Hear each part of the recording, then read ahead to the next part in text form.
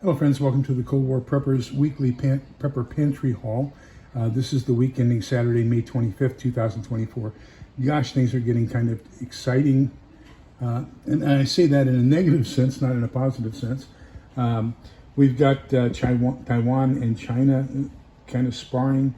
We've got things continuing to go and escalate in the Eastern European area. And then we've got the Middle East and it's continuing its conflagration. Just unbelievable what's going on around the world. So we need to make sure that we are prepared. And then, of course, Campi Flegrei, which is basically the super volcano just west of Mount Vesuvius. It's part of that same system in the Gulf of Naples, is acting up. So and earthquakes abound like you would not believe. So all around the North American plate, we've got the CME, possible CME producing. This is the sunspot that produced all the X-class and M-class flares 2 weeks ago. It's making its way around, and we're expecting more more M and possibly some X-class flares out of it. So be prepared for CMEs. It's a very challenging world we live in, so just prep to the max. So let's get into what we've got for the past week. I did get some more candy bars. Remember that Rudy, the Alaska prepper, had vacuum sealed some Snickers bars.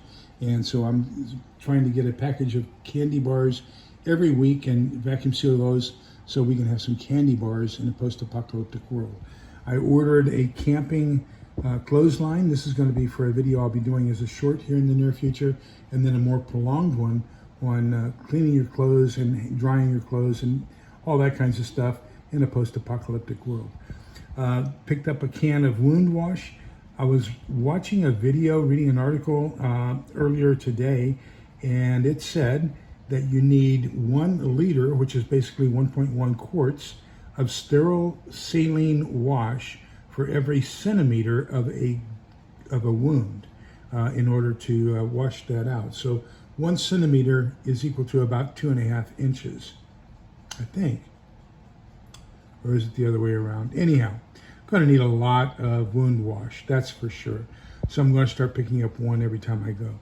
Can of cream of mushroom soup, a can of condensed milk. Our can of condensed milk, we needed one, went into the pantry, and we had one that was like 6 or 7 years old, and it had curdled really bad. So we just threw away all of our condensed milk, and we're trying to restock that now and make sure that we rotate it on a regular basis. 2 jars of Aunt Nellie's red cabbage.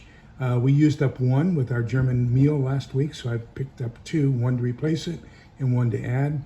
Same thing with the 3-bean salad from Reed's. We used 1, so we're going to replace it and then add 1.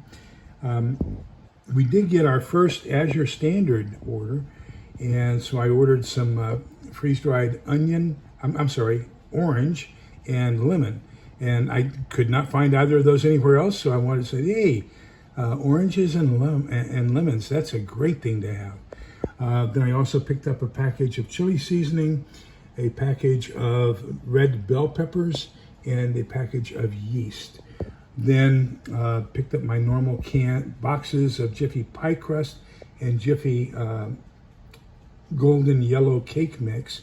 Now remember, the cake mix is so that I can do pineapple upside down cake or a cobbler or anything like that in the Dutch oven.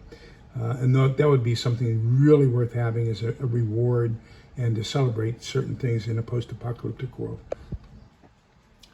Box of hamburger helper, and I will be using the Thrive Life freeze-dried hamburger or ground beef to go with this, and so we're going to try the lasagna. Then we picked up another easy cake kit. Now this has both directions on how to do it in a microwave as well as in a regular oven, so you can use either one, but we're going to try that. At the dollar store, picked up some thread and some buttons, and that's going to be for repairs of clothing and things like that as we go along in the future. Picked up 12 beeswax candles, and these are about 8 hours each, so that should give me about 96 hours of light in a dark world. 2 new books. The Behold Your Mother. I'm going to be teaching the 1 hour class on Mary in RCIA this next session. So I figured I'd better do a lot of good research on that. So I basically know what I'm talking about. And then also picked up Damian Brindle's book, Crisis Preparedness Guide. So that's where we are for the week ending Saturday, May 25th, 2024. Let me know how you all are doing, what you're looking for. What are your biggest threats, and what do you think we need to have at the top of our list as we prepare for possibly June 2024? Remember that we're all in this together, so we can come out the other side together. Please be kind, polite, and respectful to each other, because togetherness is the key.